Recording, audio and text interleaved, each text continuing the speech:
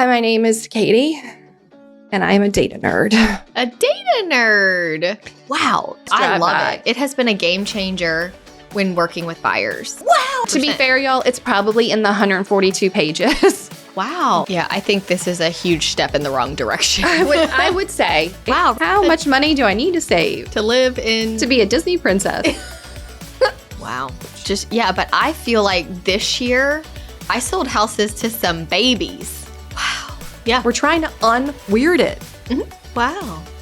Hi, Alissa. Hey, Katy. It's been a minute. It has been a minute. We were here last week, but the people were here, but we weren't here. No, we recorded over Christmas in batches, so we wouldn't have to jump in so quickly. So this is our first time recording of 2024. I know, and it airs in February. We're such good batch recorders. This is episode 235, and today is actually February 5th. People have already let go of their resolutions. Yeah, it's gone. We've moved on. Mm-hmm. 2024 is old news. Mm-hmm. Old news. Okay, really quick, I'm going to tell a story. And then this episode is one of our, I don't know if it's requested, but it's always most listened to. Yeah, and I think that's funny. I think it's so funny. So let me tell my story first. Okay. So when we were at NAR NXT, you were there, the conference. This guy walked up to the booth to be like, hey, what are y'all about? And, just like a regular old attendee. And he had a sticker on. And I'm like, I'm sorry, sir. Where did you get that sticker? And he tells me, he's like, oh, I was at the Census booth. I'm like, the Census has a booth? Oh, I'm going to take a look right at the camera. Okay. Hi, my name is Katy, and I am a data nerd. A data nerd. You're on YouTube. You get to see my sticker. I brought you one too because your name is Alissa, and you're also a data nerd. Oh, are there different names? No, they all said data nerd. Well, today's episode is very data nerdy.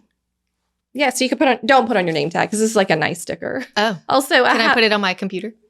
Do you want to? You're welcome to. I just keep them like I can't commit to putting a sticker on anything. I saw a meme about that. Like, Are you the type of person forever that gets a sticker and is like, I can't commit. No, like, I'll just keep it up. Because your whole computer is covered in them. And I'm like thinking in my head, Alissa, that's just the cover to your computer. What if you get another computer and it's a different size? I've actually thought about that. All of your stickers will be gone. I know. That's me. You're just like, throw them on the computer. It's fine.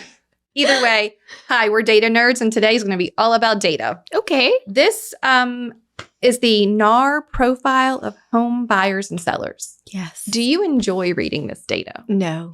Actually, yes, I do. But when it comes time to prepare, here's the thing. If you've listened for a while, and we get this question a lot, people are like, how much do y'all practice before each episode? How much research do y'all do? We don't. Mm-mm. In fact, if our conversation off air gets too good, we stop because we're like, wait, we need to save this for recording. So we try not to know. We know the topic. Yeah. And we just try not to know what the other one's going to say. I like to tell you stories live. I want to hear them live. Yeah. I don't want a fake interest. Right. Like, wow, I had no idea, even though you told me that already. No, yeah. So we don't do that. This episode, when Katy emails me this 147-page report. It's true. Something inside of me dies a little. And I'm like, I don't want to do it. I don't want to prepare for this episode. But the good news is Katy and I are good teammates. She reads the majority and I read the summary. And once I get to reading it, though, I'm like, so interesting. Oh, this is very interesting. I would like to say that the profile of home buyers and sellers is created by the National Association of Realtors.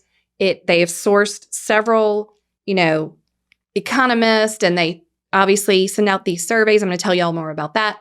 But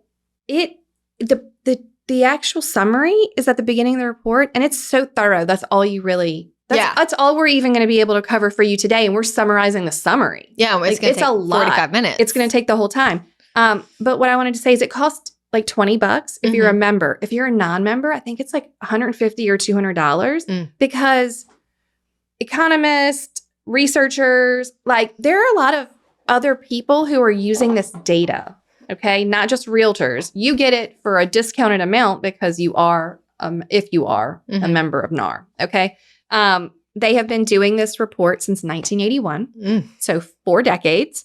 And this is our third? This is, I think, our third time covering year. it. And for whatever, y'all just want to hear us summarize data. I think you are all data nerds too, but you're like, I'm not buying that report and I'm not reading that report. Yeah, because this episode every year comes out in the top. Always. And I just laugh. I'm Always. Like, why? Yeah.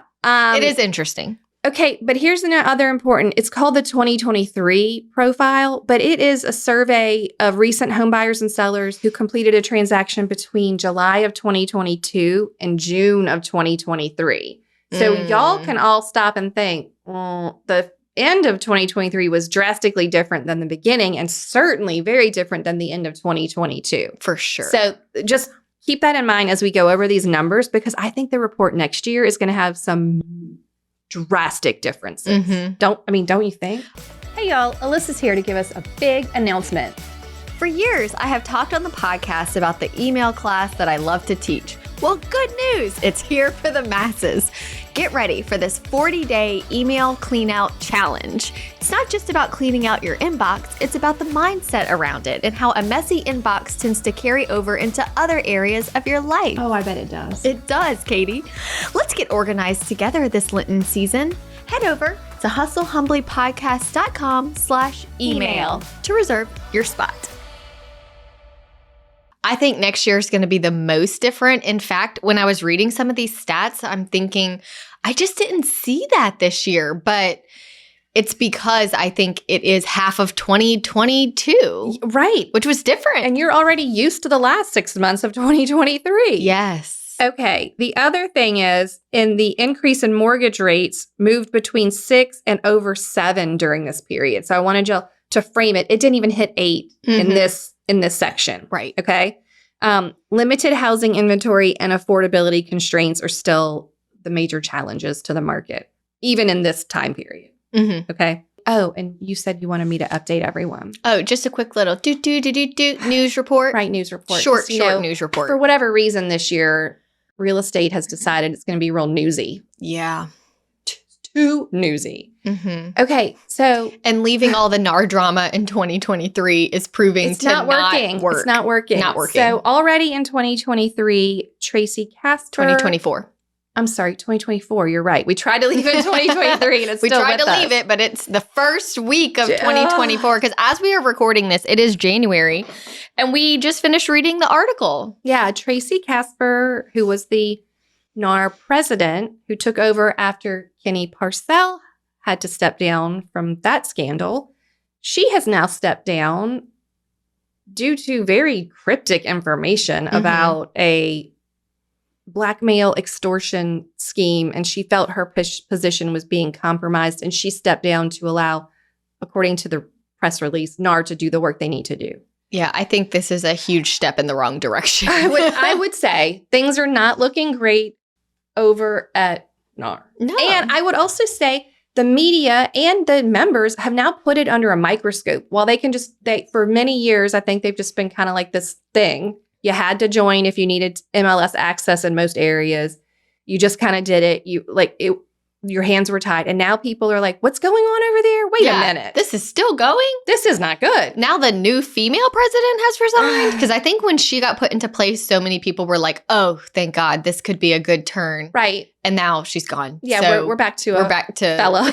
We're back to where we... And I know nothing about the new guy. I don't either. Don't know. Hoping it's just the fact that she didn't last very long. So there's problems over there. She was installed at NAR NXT. So that was November. And then by January, she's gone. She's out. So will this report be around next year? Who knows? Here's my thing. That's what makes me sad. Because there are functions of NAR that I think realtors as a whole don't realize or really think about. But this report isn't just serving us. It serves the whole economy. Yeah. Like, people are using this report in all different fields for all different things. And if NAR goes away, like, who's going to pick up this research? But I will go back to my original story about being a data nerd. Here's the good news. The census, census.gov has like a slew of all of these free reports and data that you can get Data nerd. as a realtor or a whoever. Yeah. So maybe if we can't, I'm sad. I will be sad if this report were to go away. Sure. I would want someone to pick up this particular piece of the puzzle because I feel like it's really important. Yeah. Okay, let's dive in. Do you want to get started on home buyers? Sure. Give us some data. Okay. What I found was interesting is, according to this report, it says that the typical first-time home buyer was 35 years old this year. And that actually went down.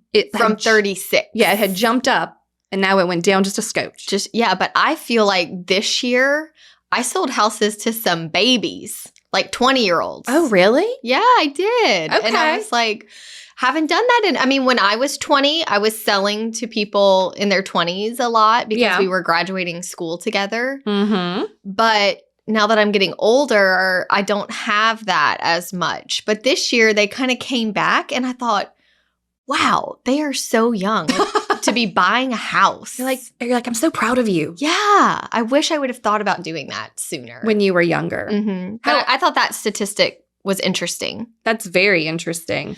59% of the recent buyers were married couples. Okay. Mm-hmm. 19% single females, 10% single males, 9% unmarried couples. Okay. This is the lowest share of married couples since 2010.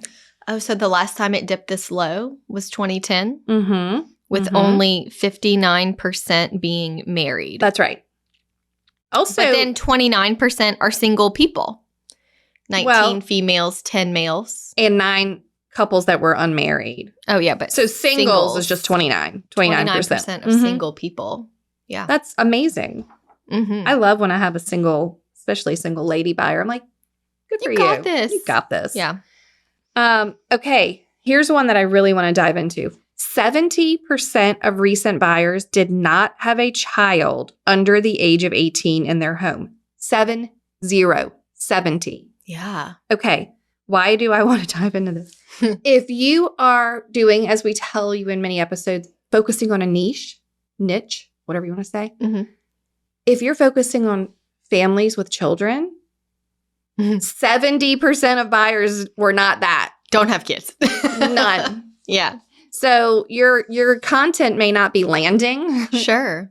in the current people who are buying if you're looking for buyers. And then it's so funny because as I read that, because I'm at a phase of life where I'm very involved in my kids' school. You're like, this doesn't fit. So I'm helping a lot of parents that I meet through school. Right.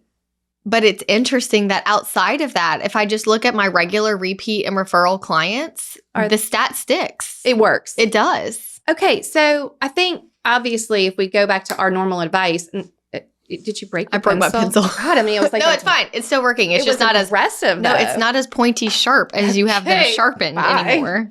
Okay. But I do still think, obviously, you're at school with your kids. We want, those are the people you're near.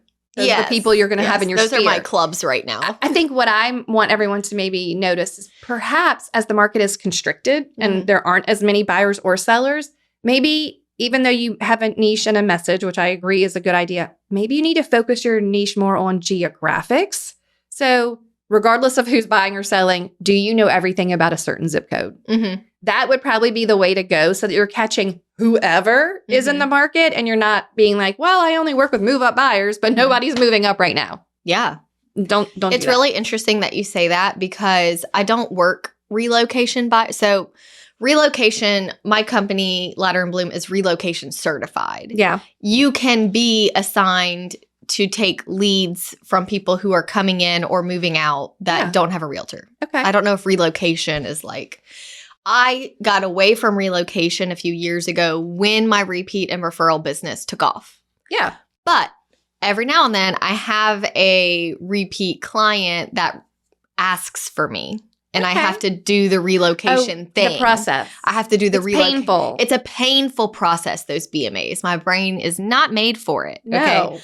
But when I was filling out the BMA yesterday, because I had just went on the listing appointment, there was a question in there that said, tell us, because you're competing with relocation. Even though they requested me, relocation is forcing them to. They have to interview. They have to interview 2 or 3 realtors. Yeah. Okay. So that being said, it said at the bottom, list 5 reasons why you would be the best fit to market this property. Like, okay. Not like, what are you going to do? That was a different question. This was like, you. Why you? Oh. And I thought, I sell a lot over here. So I just went into MLS to see like what my stats were on that particular zip code. Location. Okay. And I was like, this is very interesting. Like I had several sales. Like I could say, oh, well, in the last 2 years, I've sold 28 homes in this zip code. And I was the original realtor that had this house when they bought it. So I'm very familiar with the house. But using those stats on being familiar with a certain area, you know, just that was a good point that you brought up. Well, thank you. And I do think that when you pick a geographic location, you become a market expert. It doesn't matter who's coming into or out of the market. I mean, you can talk about amenities and restaurants and activities and schools, whatever you want to talk about. People will find that content too. Yeah. Especially if you're putting on like a YouTube short or a reel or something that's hashtagging local things. So just put that in your back pocket, y'all, for 2024. I would definitely lean in on an area, maybe less of a particular type of person. Yeah. And it was interesting that just how 70% of recent buyers did not have children in the home. In 1985, it was only 42% did not have children in the home. So Times are changing. Times are changing. Okay. The next one I thought was interesting was 16% of recent home buyers were veterans and 2% were active duty service members. So if you didn't listen to our VA loan episode, it's so good. And you should go back to it. It's not that many back. But that's a lot. I didn't know there were so many veterans or active duty service members buying. Well, I think it makes sense that only 2% were active because it's kind of hard to buy something when you're actively being moved around. Yeah. I mean, I guess it depends. Are you active in the U.S.? I mean, but then they are moving around a lot. Right. Okay. Anything else you have in that? I think we're caught up on this top section. I did think that the part about 14% of home buyers purchasing a multi-generational home, the last 2 years, I have seen such an increase in need for people that needed a separate guest house, an apartment of sorts, like somewhere that has its own little suite. And I think we're only going to see that more. Yeah, more and more. I'm seeing people buy bigger pieces of land and the whole family like building on it in different places. So I'm seeing that more and more this year. Yeah. I think you're right, though. It will keep happening.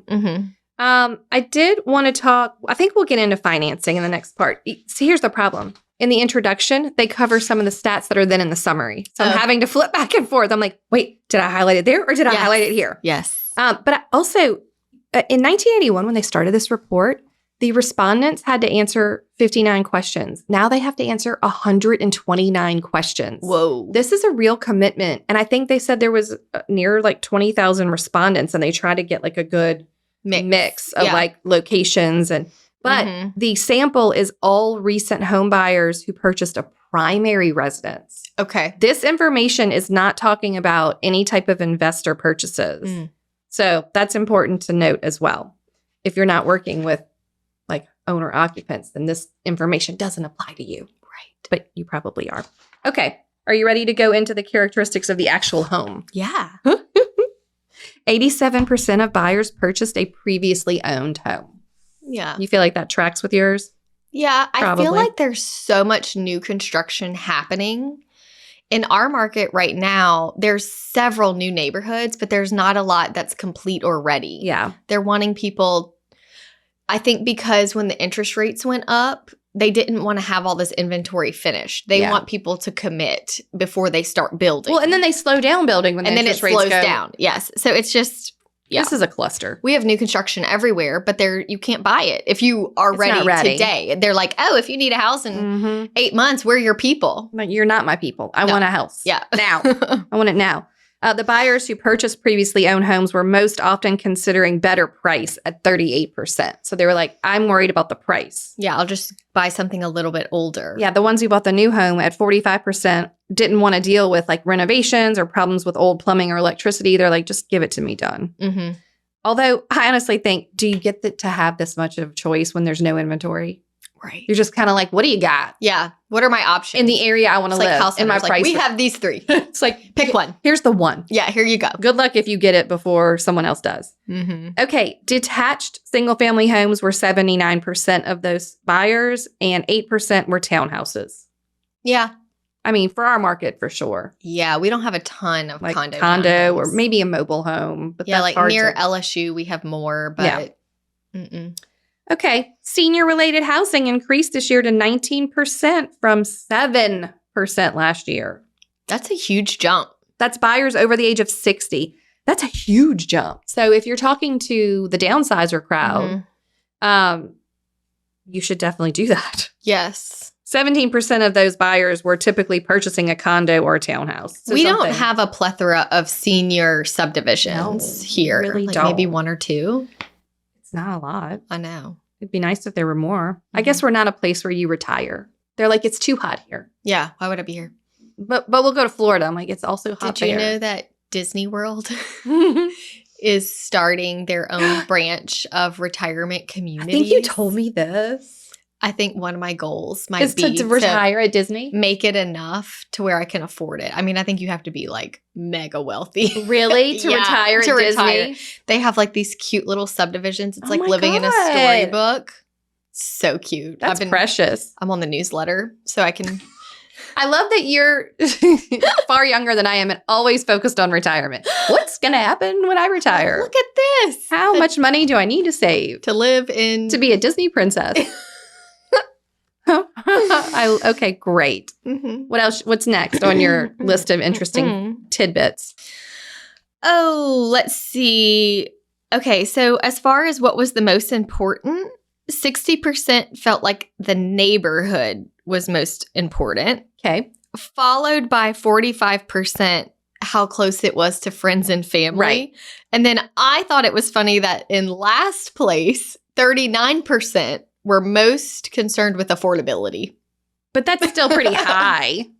I mean, but they care more about being next to their friends. And well, that was what compelled them to leave. Yeah, they're like, I'll pay more if I can be close to my mom and dad or whatever. I need help. I need support. Mm-hmm. Okay. Buyers typically purchase their homes for, wait for it, 100% of the asking price during this time period, with 25% purchasing for more than asking price. That's when I went, well, they obviously didn't include the last 6 months of 2023. They didn't. I'm telling you, y'all, these numbers are going to bomb next year. Yeah, right? Because next year they're going to include that last half of and the right year. now, and this part that's happening right now, where it's like Yes. crickets. Yeah, it's going to be so different. So different. Have to compare. Okay.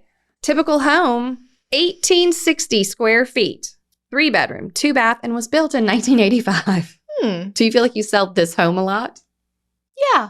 I mean, that's just the average of everything, right? Mm-hmm. All right. And buyers expected to live in their homes for a median of 15 years. That's a long time. That is a long time. And 22%, they're never going to move. Never. Y'all can go listen to the Forever House Forever home. episode because I don't Forever believe in that. home. No. I don't believe you. You're never going to move, but okay. Say what you're going to say. Mm-hmm. Are you ready to move on to the home search process? Yep. 41% of recent buyers said the first step they took in buying was to look online. Mm-hmm. 20% said they first contacted an agent. I highlighted this in a different color, as you see. I do see that. Because I have found that my buyers come to me and are like, these are the homes. They already looked. have things saved. Whenever one comes up to me that's like, I haven't been looking at all. I just need you to send me stuff. You're like, who are you? Yeah. I'm like, wow. Don't you know about Zillow? what? You don't use online search engines? But it's kind of fun. Like one of my friends, I sold their house here and they moved to Lafayette. Uh-huh. And so my realtor friend in Lafayette helped them buy, but they didn't know anything about Lafayette, but they had to buy quickly for his job. Okay. They told her, you pick the houses we go see. And she picked them and they bought one. This is actually what always works out best for me. Yeah. They pick first and then they're like, no. And they talk and then I listen and then I'm like, I just start adding houses to this. I'm like, Yes. Guess what? We're out. We're going to see this. Those are usually the ones they buy. Yes. So I'm like, you don't know what you want. Yeah. When you're online, you're being swayed. I have sold many a house to someone who's like, I don't want to look at this house. It has ugly painted trim. I had these sweet first-time buyers who wanted to be in a specific area, and they had a pretty decent budget at the time. This was many years ago, but they were buying like a $250,000 first-time buyer. Y'all are probably laughing like that is a first-time buyer. I'm not 10 years ago at all. Mm-mm. And I'm like, will y'all please, you're young. You're not even married yet. You have the ability to paint this house literally with your own hands. And all of the trim was either blue or green or red. It was very like French country. It was weird. And I'm like, people are not looking at this house because of this. And I'm telling you, it's going to be like a showstopper if you just paint it. Yeah. They bought that house. And when they resold it, it was for over $100,000 more than they bought it. Oh my like gosh. 5 years later, because they painted it, they did some like kitchen renovations. And I was just like, yay. Yes. But I made them look at that house. Right. It was not on their list. They did not want to go. Like, they were like, really? I don't know. And I'm like, just please. Come look at it. And then he proposed to her in one of the bedrooms with ugly blue carpet that they were going to rip out. And so he painted on the wall, will you marry me? Oh, because they're going to paint anyway. Yes. That's precious. Isn't that cute? Yeah. I love that story. But Aww. anyway. Okay. So 90% of recent buyers found their real estate agent to be very or somewhat useful as an information source. Fine. Great. Good. So happy to hear that. How long did they look? Did you catch this? 10 weeks. 10 weeks. I think that's about right. I have some long lingerers right now. And I think, are they picky? yes. And I think they don't have to move, several of them. Like they would like to move. Right. But then when rates went up in 2023, they just dragged it out longer. So in January, I sort of went through my Trello and just sent the same email. Hey, I'm updating my files. Wanted to see how you're feeling about the home buying process. Gonna buy a house Is this it gonna? What are you still looking? How was the response? It was really good. Like half of them were like, I'm tired of looking. It has to be this year. Like, let's just do this. Okay. Like it is what it is. We've learned about the market. Right. We've seen houses. Like we're either gonna buy or we're not. And they're like, we're gonna buy. Yeah. And then some of them were like, let's just wait. So it was nice to be able to update that pipeline. And then you know who to focus on. Yes. Love that. Yes. All right. They looked for 10 weeks and they looked at 7 homes. 4 homes only online. So I'm like, is that part of the 7? Like you only looked at 3 in person? Or did you look seeing this? I feel like I have not shown as high a volume as homes as I usually show. Simply because there's not much to see. Show. And I kept the best practice that was developed during COVID of asking people to drive by. Yep. Especially if I know the area and I know they need to drive by first. Yeah. Based on what they've told me they want. Yeah. And that has eliminated so much because nothing is worse than driving 45 minutes, pulling in the driveway, and the buyer saying, I don't want to go. That was always my process. Yeah. Even before COVID. Really? Like, you must, drive by. It's a great bet. I mean, you must drive I love by. it. It has been a game changer when working with buyers. Yeah, but they should be driving by. That's why they should and do start their search 6 months, a year out. Start driving the neighborhoods. Eventually, you're just going to know which ones you like and which ones you don't. If you're listening to this episode, we know you like data and numbers. So we know you're going to love this freebie. In episode 226, we talk about all the numbers that we track and how to treat your business like a business. Grab your tracking spreadsheet at hustlehumblypodcast.com/track. This is my starred, underlined, and highlighted. Oh. All, A-L-L, all home buyers use the internet this year to search for a home. Now, for the last 15 years, it'll be like 80, 90, 95. I think we were up to 97%. Yeah, I'm like, what else are they using? All home buyers use the internet to search for a home. Y'all, that is what you say in your listing presentation. Hi, All. Mr. and Mrs. Seller. All home buyers start online. If your photos and staging isn't on point, they're not coming to your house. Right. All of them. The most valuable content, it says, was on websites were photos. Here's their checklist, y'all. Photos, detailed information about properties, floor plans, and the agent contact information. I highlighted floor plans because I have had more and more people asking me for these lately. Okay. Like one of my clients is moving here from another state, so she's asking for floor plans. Yeah. And like most of the listings in our market do not include them. I don't include them. I didn't, but you could. The photographer I used would do a floor plan. Yeah. Is it super expensive? I was probably another $50 or $100, so I just never It's not terrible. did it. But as the market has shifted here, and maybe everything doesn't get multiple offers, it's not a bad idea. Yeah. Because you're answering questions for buyers. Mm-hmm. Like one was ruled out based on the floor plan. Yeah. Like they knew. I do kind of what they're wonder if looking more for. don't get ruled out Mm. that way. And then if you're, And then they don't go see it. thank you. If you're the listing agent, that might be a disservice because then you can't get the feedback to tell your seller because people don't go. You just, then you think it's the If price. you want to know the layout, come walk through it. See how it feels. Yeah. I know. A lot of people use the Matterport, like the 3D walkthrough thing. Yeah. I think it comes with the floor plan. Yeah. But good to think about. Yeah. 92% of recent buyers were at least somewhat satisfied with their recent home buying process. I find this to be shocking. Well, I wouldn't find it to be shocking if it also included the last 6 months. Right? Because Well, my buyers were getting so many concessions. Like finally sellers were starting to negotiate. Yeah, that makes sense. 2023.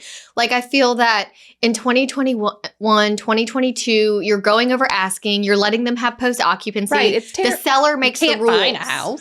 We had an agent in my office that just wrote an offer for her buyer just for the heck of it. Oh, wow. Because if they got all of their closing costs and prepaids covered and a partial rate buy down, they needed $11,500 in closing costs. She's like, let's just ask. It's been on the market a while. They agreed. They didn't even counter. Great. Like, I think we're going to start Seeing sellers that. are like, oh, I guess I have to negotiate a little bit, which would make the buyers appreciate the process more.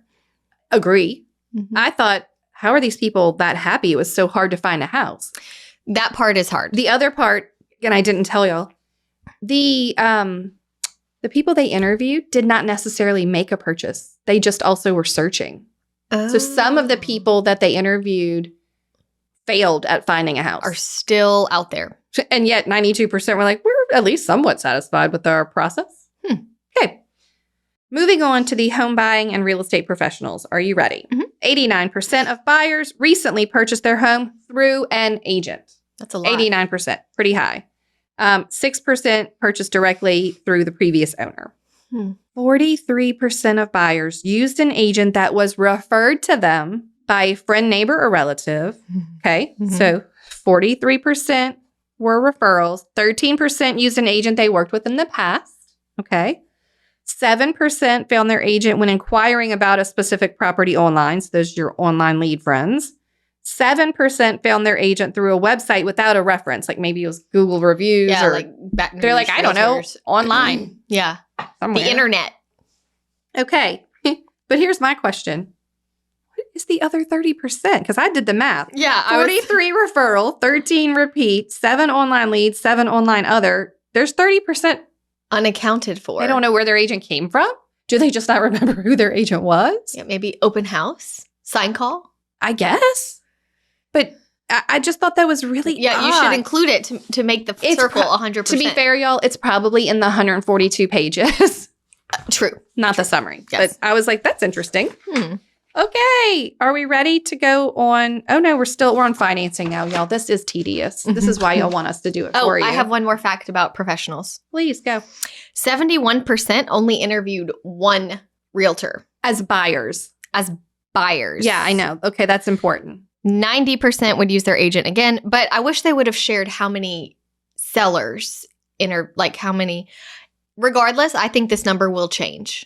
They did tell. We're going to get to sellers. Okay. Don't worry. My bad. We're not there yet. Okay. But I do think the buyers interviewing is going to start changing as buyers start paying for their own realtors. Exactly. Mm-hmm. Exactly. So right now they're just like, whatever. Yeah, who cares? You're the first person that showed up. Fine. Yeah, thanks for opening the door. Whatever. I don't care. Mm-hmm. All right. 71% of buyers interview. Oh, you just did it. 90% of buyers said they'd use their agent again. Okay, so 80% of buyers financed their home purchase. We're on financing. Yes. Which I think makes sense that 80% this year did financing, which is down from 2021 where 87% financed, because in 2021 rates were like 2%. Yeah, you should finance. May as well finance. Even if you have the cash. Yeah. Because your money could make more money elsewhere. Correct. Right. Yes. In 2022, the 22% paid cash for their home. 2021, it plummeted, and now it's back to kind of normal, I guess. Yeah, I'm definitely starting to see a few more cash offers pop up than I'm used to seeing. You're like, oh, all right. The typical home buyer had a household income of $107,000, up from $88,000 the year before. Huge jump. That's a big jump. Mm-hmm. That's a big jump. Okay, let's go back to down payment. I'm having to flip back and forth now. Source, okay, 54% of buyers, the source of their down payment was from savings. 53% of repeat buyers cited proceeds from the sale of their house. Okay, so we're selling a house, we're using that money because everyone's got equity now. Yeah. Okay, mostly. 23% of first-time buyers used a gift or loan from friends and family. That's a pretty high percent. Yeah, I was going to say that this year has been my year of contingencies. It's back. It's like they were not acceptable in 2021, 2022. Yep. And now they are acceptable again. And I'm seeing people just try to figure out all sorts of things. Yeah. You know, do I do a one-time recast? Do I do a HELOC? Louisiana right now has some really awesome grants for teachers and first responders. Like that. And I've had people use those and get like $8,000 to $15,000 given to them. Grant. Yes, it's a grant. It's like, it is, there's no penalty. Mm-hmm. I think when it comes to that and getting creative, having a lender that knows the options. Well, that's why you need a local lender. Okay, I have a story. Let's flesh it out. Okay, once upon a time. Tell me about it. I had a buyer moving here from another state. Okay. They were Once upon a time. once upon a time right now. They were very well off financially. Had told me they already spoke to their lender and everything. We found a house. I go to write the offer. I asked the lender for a pre-approval letter. Lender from out of state sends me a pre-approval letter based contingent on the sale of their current home. Okay. I said, based on my conversation with the buyers, they do not have to sell their current home. Mm-hmm. He says, well, they do. So I called them and they were shocked. They're like, oh my gosh, like we feel so comfortable paying. I said, it doesn't really matter how comfortable you feel paying. It has to do with the DTI. Yeah. So we even got new insurance quotes, like anything to see if we could get it. And no. And I kept saying, will you please come talk to this local lender here? Get with the local lender. She's like, I mean, when I ran it through, it worked. She's like, I don't understand. So she said, I feel nervous because I know they've been denied by another lender. So she wanted to review everything on paper, like send me all your assets, all your debts, submitted it through underwriting, came out approved with 2% to spare. Great. Why? Like, because not every lender has the same I think he he just wasn't a problem solver. And every lender doesn't have, like, they could have different standards, you know? But I think that as we are getting into contingencies and people are figuring out how to make that transition, you have to know what all of your options are. Our email template on buying and selling at the same time. So important. I have used it so much this year. It's really robust. Yeah. It covers every scenario. Right. Like things that you need to think about. People are so excited to look at homes, but you need to know what your plans are. You can't be homeless. Can't be homeless. Mm-mm. You have to have a plan A, B, and C. All right. You want to talk about down payments? Sure.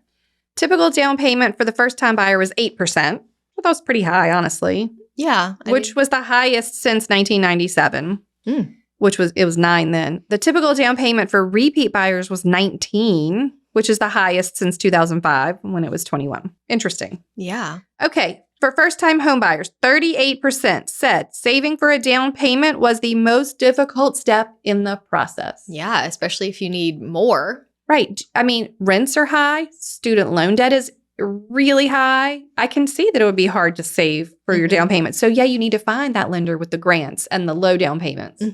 And explaining to the sellers, especially depending on that first-time homebuyer price point, why offering some concessions could be in their favor. Right. Did we talk about the 3 reasons why people were buying? No. Okay. Number 1. Do you have a guess? Do you know? To be closer to friends and family. Yeah, there you go. Is that right? That was 1. That was, yes, that was number 1? Oh, it's just 3 then. Tell me which one's the most. Okay. Number 2, the desire to own their own home. Okay. Okay. So why they want to have a home. And number 3 is they need a larger home. Bigger, more space. Need more space, right? And then we'll get into the sellers later. But I thought that was, I mean, that makes sense. They want their own home. They want to be near their friends and family, and they need a larger home. Yeah. Okay. 82% of people did report they viewed purchasing a home as a good investment. Well, yeah. That's great. Home sellers and their selling experience. Are you ready? Yes. So we're on the sellers. Okay. A typical home seller was 60 years old. Same as last year. 63% of sellers reported moving within the same state and moving a median of 35 miles, so not very far. It's a notable change, though, from 2022 when 24% moved within the state. Because remember, people were like, I can work from home. I'm going to go anywhere. Let's right? just move. Let's just move. So that's gone away. And then the reasons why people were moving. We're selling. Right. Okay. Desire to be closer to your friends and family, 23%. Because the home was too small, 13%. Or a change in their family situation, 10%. And this is what Glenda Baker calls the 5 Ds. Oh, she's so smart. Diapers. So new baby. New baby. Diapers. Death. Okay. Divorce. Diamonds. Engagement. Oh. Okay. Or like getting married. Yeah. And debt. Like if you're in a financial pickle or situation. Or maybe you have extra money. I don't know. I also found this year that a lot of my sellers who are older were buying bigger homes. Oh, that's next. Yeah. And I saw that. Is that not wild? That is so interesting to me. They bought bigger or the same size. Yeah. So if you're focusing on a lot of downsizing content, that's falling on deaf ears. Right. These people are moving maybe, but they're not moving to a smaller home. No. A lot of my older clientele bought bigger than what they had. Yeah. Fascinating. Over the last 10 years, sellers lived in their home for 10 years. And basically that's been the same for the last 10 years. So 10's been kind of the average. 10 years is how long these sellers have been in their house. So they should have great equity. Yeah. Unless they refied too many times, right? 48% of sellers did minor renovations before selling. Okay, so 48% are getting ready. 41% sold their home as is. They're like, I don't care. I'm not doing anything. 12% did a major renovation. Before selling. Maybe those are flippers? I don't know. Oh, that was very interesting. Well, kind of like your house that you listed where they inherited it. I was like, you can do this. But that would not be what I classified as a major renovation. No. They did paint and maybe a few repairs and clean up. Not major. No. No countertops. No. 89% of home sellers worked with a real estate agent to sell their home. Okay. 7% sold via for sale by owner. It's funny. And less than 1% were iBuyers, like they sold to the computer. Yeah. Here, computer, take my house. Here, computer, will you list my house? I don't care. The final sales price was a median of 100%. Again, did not include the last 6 months of 2023. And maintaining the year before's highest record. That was the highest recorded since 2002 for the last 2 years, the 100%. Okay. Okay. Check back next year. Right, when things are more normal. Recently sold homes were on the market for a median of 2 weeks. Do you feel like? No. Much longer. You're Oh, like, yes. because in your mind right now, you're just like, they're Long-term. just hanging Just around. hanging out. Mhm. Long term. That it has that correct, because 2 weeks must be like the short, because that's unchanged from the year before. So for 2 years, it's just like they sell so fast. Yes. Okay. 92% of sellers were at least somewhat satisfied with their selling process. Good. Great. So happy about that. You ready to hear what they said about realtors? Yeah. Okay. 65% of sellers found their agent through repeat referral. So friend, family, neighbor, they used them before. 65%. So if you're spending a lot of time looking for new lead sources, but you have past clients or a decent sphere, what are you doing with your life? Yeah. This is where it's at. 65% of people are going to go ask someone for a referral or use an agent they already used. Mhm. 81% of recent sellers contacted only one agent Wow. before finding the right agent they worked with to sell their home. Mm. So y'all, not many listing interviews were happening. That's surprising. 81%. Mm-hmm. If you're worried, oh no, they're going to interview a bunch of agents. I don't even know that sellers have the time or desire. Yeah. And I feel like this year I saw so much repeat and referral that when you're getting the referral business, they trust the referrer. Like they said you were good, so I trust you. Right. You just don't screw it up Mm-hmm. at the interview. Yes. Like, don't screw it up when you go. 46% of sellers use the same agent to purchase and sell their home. Okay, 46%. I feel like that's so low. I'll tell you why, because they don't all stay in the same market. That share rises to 84% of sellers who purchase within 10 miles. I see. But you know what I find fascinating? 16% were like, I don't even want to use you to buy a house within 10 miles. Yeah. I had a buyer in 2021 that was like, we have our house listed with the agent. It is under contract. He will not be helping us. I've had clients do find the the same thing. I mean, if they're really bad. Listen how crazy this is. I have a listing coming up that called me in November to say, how do I get out of this contract? I really dislike my realtor. It was not someone I had ever heard of. I was not familiar. Okay. I gave him some advice, but said I really can't be involved because I can't go behind the sign. Like I can't help you or come to your home until your contract with your current realtor is terminated. Done. So I gave him some advice, all of which the listing agent was like, I'm not letting you out of the contract. Like, no matter what, I'm holding you to this. I'm holding you to this. It was terrible. So he called me this week. Oh, gosh. And was like, okay, it's done. My contract's done. He was like, but I'm going to be honest. My house is not ready because I have been keeping it terrible so that it would not sell under this guy because I didn't want him to get $1. Oh, my gosh. Wow. He's like, I haven't cut my grass on purpose. He said, and I'm OCD, so this has been driving me bananas. Oh, he was willing to just live in. He was willing to sabotage filth. the listing so that this guy could not get a sale. I'm like, okay. I cannot even believe. He said, that's how mad I am about this. That's how mad I am. I said, I hear you. So he must be thrilled that it's over. It's over. So he said, give me like 2 weeks. I gotta clean the house. I gotta get my flower beds back in order. I gotta declutter. Like, I gotta totally get my house back together. I am like floored by this. Yes, me too. He said, and then when I'm ready, you can come by and tell me what's left that I need to do. Okay. That's a weird one. How crazy. He was like, but you know, that is what's wrong with realtors. I know. Yeah. He doesn't want to work with you. Let him go. And he told the listing agent that, I don't want to work with you. Yeah. That should be all it takes. Right. Not, it's a contract and you have to stay in it. It reminded me in Finding Nemo when Jacques is trying not to clean the tank. Yeah. Because they're like trying to make it dirty. Like, they're like, think dirty. And he's like, I need to do it. Yeah. Yeah. That's been my guy since November.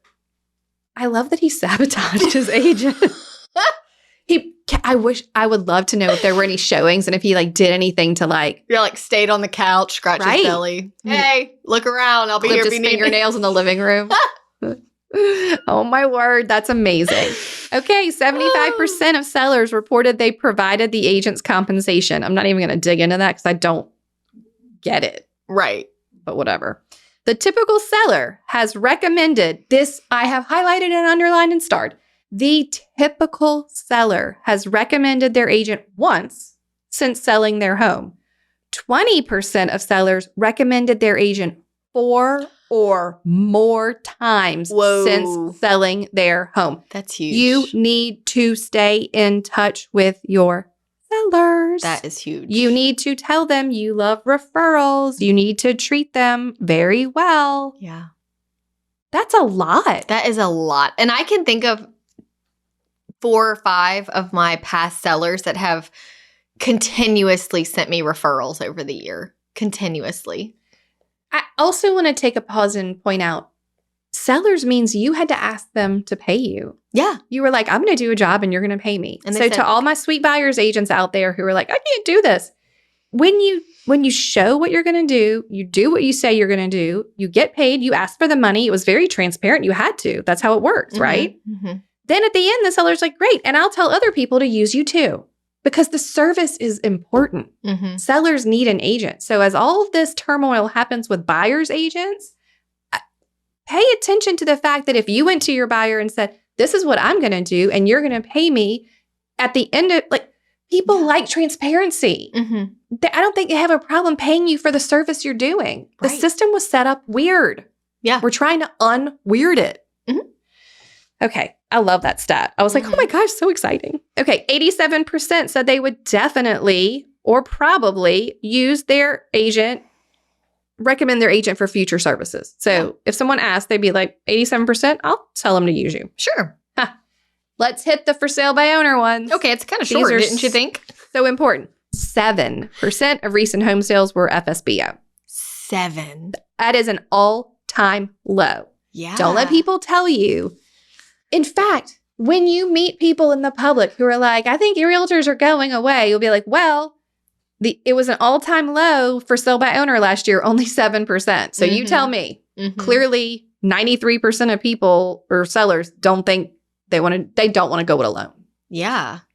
The majority of for sale by owner sellers, 57%, knew the buyer. So they probably didn't even list it. Yeah. It's like Aunt a family Sally's member. buying it, right? Oh, geez. Okay.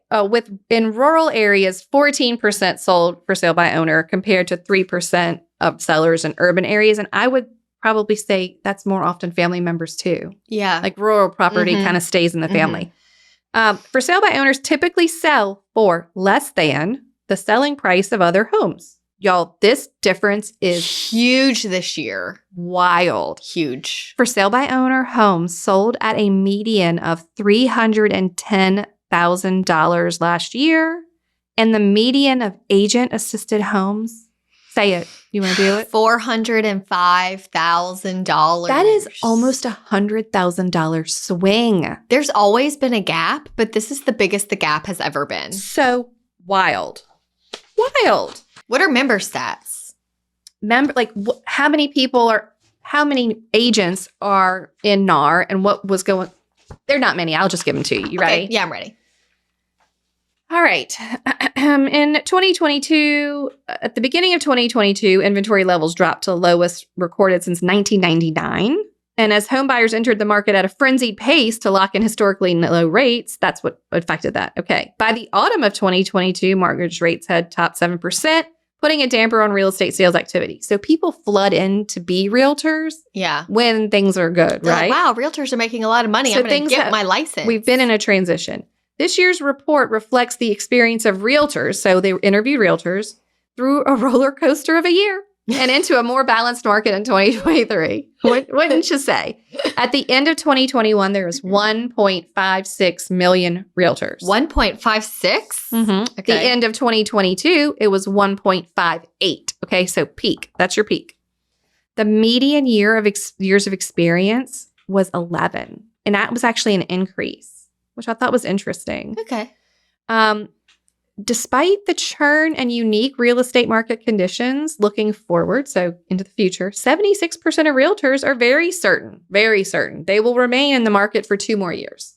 Okay. They're not going to quit. Okay. 76%. That means that I did the math for y'all. 379,000 weren't sure if they were going to be here in 2 years. I don't know about that. I don't, maybe. 32% of members practice that they cite a lack of housing inventory was holding back clients from completing a transaction. 18% cited housing affordability. Okay, we know all of this. The typical member in 2022 had 12 transactions, same as 2021. 12. Okay. This is going to blow your mind, though. The typical sales volume increased from 2021, 2.6 million to 3.4 million in 2022. Whoa. They did the same number of transactions, 12, but they increased almost 1 million in volume. Okay. Yeah. I also did a little math for you on that. That's a 30% pay increase, my friends. Yeah, doing the same. Regardless of what your commission rate is. Yeah. That's just a 30% pay increase based on doing the same number of transactions, but the values of the homes had gone up that much. And I hope you saved it because this next year, there will not be 12 transactions. Nope. Okay, median gross income of realtors increased to $56,400. Gross. You got to pay your taxes. You got to pay your dues. You got to pay your broker. You got to pay for your car. Whatever your business expenses are, the gross income of realtors is $56,000. Wow. So still not. What was that year for? That was for 2022. Okay. And it increased in 2021. It was 54,000. So not a big change. Yeah. Okay. 52% of members who have 2 years or less of experience. This is where y'all might want to just plug your ears. Read it again. 52% of members who have less than 2 years of experience made less than $10,000 in 2022. Yeah. So if you're not one of those people, good job. Yeah. Compared with 42% of members with more than 16 years of experience who made more than $100,000. So here's the good news. If you can make it through, you will always increase. That's why we say years 1 through 3 are the hardest, but the clock doesn't start until you start doing what you're supposed to be doing. Yes. Okay. The inflation caused total expenses for realtors to go up to $8,210 from $6,200 in 2021. So $2,000 more it cost you to be a realtor in 2022. Okay. Only 6%. This is so fascinating. Real estate was your first career. Yeah. Nothing else. Bartending. Not mine. That was like your college job. Yeah. Right. Only 6% indicated that real estate is their first career. Oh. Of all the realtors, no matter how long they've been in it. Yeah. Only 6% started here. Yeah. The majority of members were women homeowners with a college education, and the median age of a realtor is, you want to guess it? 45? 60. It hasn't gone down at all. It's gone up. Oh. It used to be in the 50s. I feel like I see so many young people get into it now. It feels like there's more, and maybe they're more active because, again, this doesn't rank them by production. Right. Just people with a license. And maybe when you're 60, you're like, I'll hang on to it. I got some money. Yeah. Doesn't bother me. All right. I am just going to cover a couple of quick other things. The median hours worked per week. This cracked me up hardcore. Whether you were 2 years or less in, 3 to 5, 6 to 15, 16 or more. That's how they broke them down. Every single category said they work 30 hours a week. Oh, interesting. That's what they tell themselves. Yeah. You know these people are not keeping their hours. And I can assure you that you either worked more, not less. You probably worked more. Yeah. You definitely thought about it more than 30 hours. Do not lie to me. Yeah. It's consuming. You can pretend, maybe you only left the house for appointments 30 hours, but there's no way that is what you worked. Yeah. Even when you're slow. I just thought that was wild. And then the percent of repeat business from past consumers, the average for all realtors is 27% is their repeat business, or what they recorded was. It's 0% for 2 years or less. Obviously, you've never had any business. Fine. Yeah. 3 to 5 years, 9%. Listen to this jump. At 6 to 15 years, 21% of their business is repeat referral. That's awesome. 16 years or more, 43%. Wow. Okay. And I can vouch for this. You can too. Same. You almost see it like turn on a, like at it just happens. At year 5, it just happens. And that is exactly what these numbers show. Fascinating. Fascinating. Real estate as your only occupation, so your full-time agents, are 78%. So maybe more than I would have guessed, possibly. And then the demographics of realtors, 39 years old or younger. So all realtors, only 7%. What? Only 7% are 39 or younger. Wow. Right. And 34% have been in 2 years or less. Okay. But I started when I was 27. You started when you were 22. So we have always skewed youthful. Yes. Right. And just very interesting. Okay. And the home ownership rate, I think you should practice what you preach. Yeah. 89% of realtors own a home. That's important. Let me find 55% of realtors are affiliated with an independent company. 42% of realtors were compensated under a fixed commission split. Okay. So under 100%, but they always got the same split from their broker, 42%. 19% have a graduated commission split. So it increases with productivity. Yes, that's like so that's what you. And 15% were a capped commission split. So it rises to 100 after a predetermined amount. Okay. That tracks, but I thought it was interesting. We've already talked about our gross income. For professional use, realtors were typically most active on Facebook, LinkedIn, and Instagram. That's right. Very interesting. And 70% report their primary specialty is residential. Okay. I think we're pretty good on our realtor stats, but I have one last one that you just need to hear. Okay. Well, maybe more than one. A typical member has 11 years of experience. It's up from 8 last year. The share of realtors with less than 1 year of experience was 12% this year, which is lower because it was 18 the last year. So you see, less brand new. Yes. And this year it'll be even less. Yeah, it'll keep dropping. We're seeing it drop. It'll keep dropping. Okay. Last year, this is a more recent stat, y'all. So these reports I'm reading you, obviously they don't go right up to that one was 22 stats for the members. But this is a recent stat. From the Consumer Federation of America, 49% of agents in 2023 sold either one home or none homes. Wow. No homes at all. None. 49% of agents sold one or none. Fascinating. And, I mean, they basically go into it. There's 1.5 million agents nationwide selling between 5 and 6 million homes per year. Yeah. And you got to think there are a lot of agents that sell more than one home. Right. So 49% can't even get a home. Yeah. I thought that was fascinating. All right. That's really all I have. I know it's a lot. Y'all could take a nap. So much. Get a coffee. I hope you got a coffee during it. And we're going to have a toast now from our NAR friends. Yes. Enjoy. Someone live giving us their toast. Bye, guys. Okay, goodbye.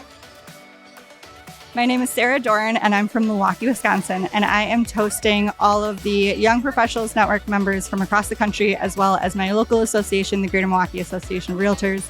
They're just a great bunch of people, both from across the country and especially my fellow board members on our local association board. We, in general, want to raise the level of professionalism as well as focus on community and collaboration over competition to connect with other professionals across the industry. And they're just a great bunch of people. So if you have a local YPN in your area, check it out and attend. You don't need to be young in age. You can also be young at heart.